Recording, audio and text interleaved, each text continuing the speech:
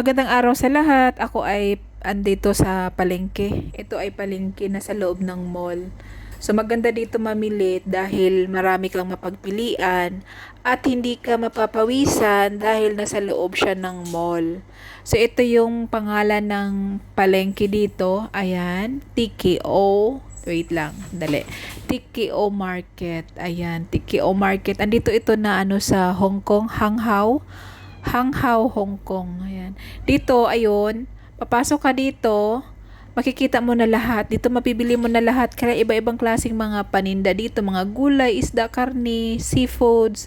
Lahat nandito na siya. Ito yung pinaka gusto kong bilihan kasi nga, kabisado ko na ito. Bukod sa kabisado ko na, may mga suki na rin ako na aking pupuntahan. So ito, makikita mo yung mga eto yung prutas, andyan yung mga prutas, tapos sa kabilang side yung mga gulay, yan, harapan sila. And prutas at saka gulay. Ito yung mga prutas. Marami iba-ibang klaseng prutas, makikita mo rin dito. Iba-ibang klaseng gulay, makikita mo rin dito. Lahat ng mga gulay andito talaga lahat.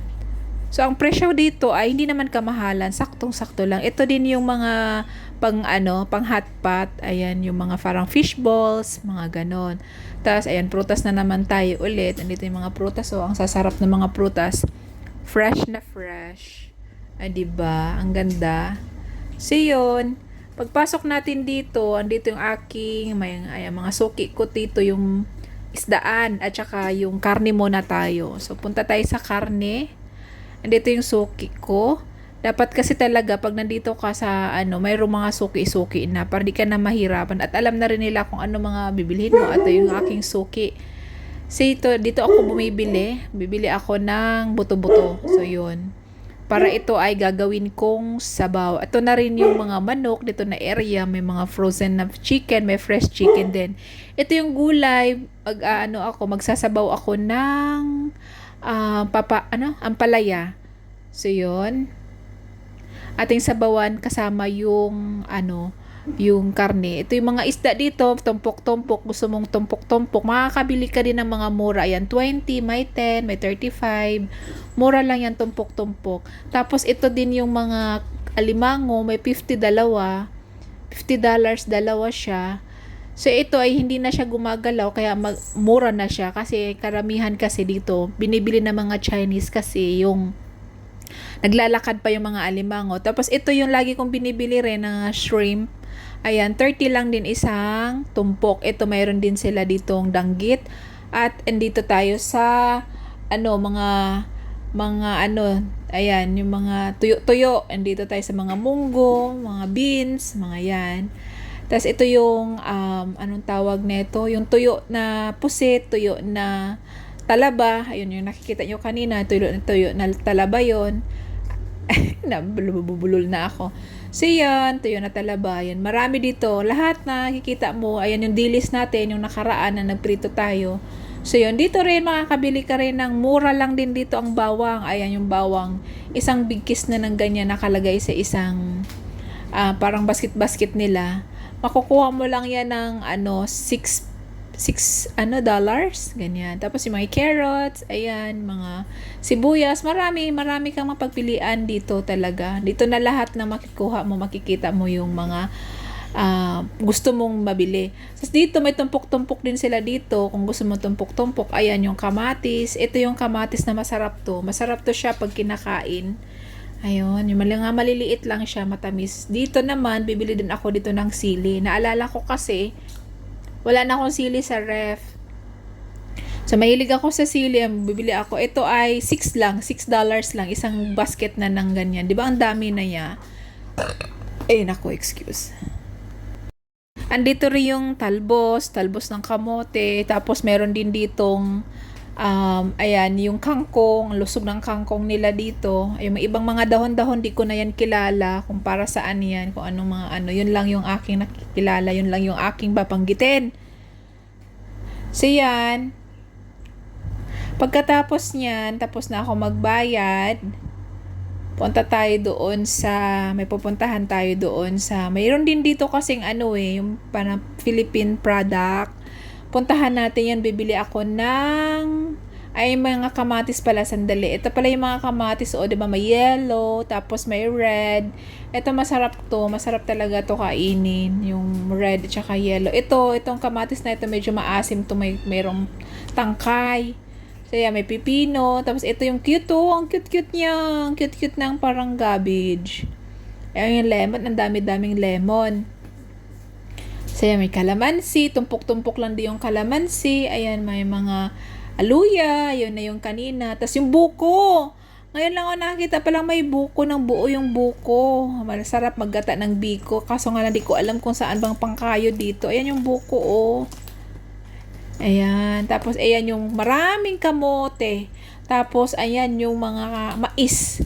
So, dito tayo. Dito yung ating bibili tayo ng pagkain natin na, ayan, Pinoy product. Ayan, si Bubali. Pasok tayo dito. Ayan yung mga nila, mga product nila sa loob. Di ko na masyadong bivideohan kasi nga, marami akong hawak. So yun, uwi na ako, tapos na akong bumili doon. Tapos paglabas mo ng market, mall nga yun, 'di ba? Yun, mall na siya. Pwede ka mag-shopping pagkatapos mo mag-market. Ayan, marami kang mabibili. Nandito yung mga bilihan, mga damit, mga branded na mga damit, mga sapatos. Andito lahat. Kaya maganda dito magmamalengke. Kasi kung may tira ka sa pangmalengke mo, pwede mong ibili pangdamit mo. So, dito rin may mga cellphones. Tapos, kung gusto nagutom ka naman, meron mga restaurant. Makikita mo na lahat-lahat dito. So, dito lakad-lakad tayo ng konti. Marami tayong matatanaw dito yung mga pagkain. Ito yung mga cake. Ayan, mga tinapay. Ito yung mga damit, oh. Ayan, oh, yung Bossini. Yung, nag-sale po sila. Gawa ng malapit na kami mag-winter. Kaya yung mga pang-summer, sinisale na nila. And maple. And yan. At saka dito din ako nakakabili. Ito yung mga suki ko, yung tindahan na ito. Sandali lang. Dito yung aking paborito na bilihan. Ito ang In and Out na shop. Dito kasi talaga ako bumibili dahil mura lang yung mga damit dito. Makakabila ka ng 50, 30s, 100. Yan. Mga magaganda na siya. Diyan ako bumibili ng mga damit. So, dito naman sa kabila, ayan, may Giordano. Ayun. Bukod dyan, marami pa mga branded na mga boutique na mayroon tayong makikita dito sa mall. Kung may mga sobra kayo pang malengke, pwede na kayo mamili. Kasi murang-mura lang naman din Mayroong 59, ganyan. Mura lang. Tapos may nakita kasi ako nakaraan, 39 lang doon sa Uniqlo. Ito pala yung sa baba. Ayan, yung daanan, yung dinadaanan natin kanina.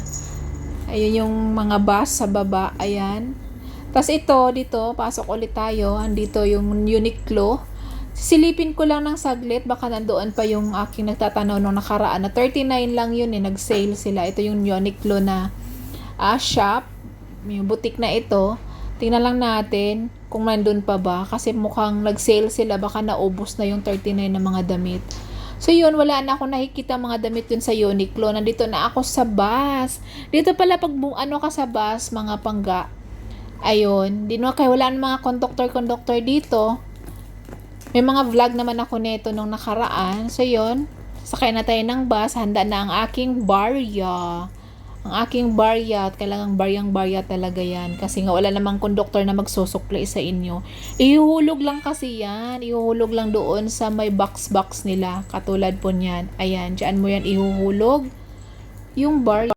Gumagamit ng card, Octopus, ayan, dyan nila ilalagay yung card nila, itatap nilang yung, ganyan itatap nilang yung card nila, ayan, ganyan lang po, yun lang naman, maraming salamat, ganyan lang, so yun lang naman, maraming salamat, God bless, bye bye, thank you, bye.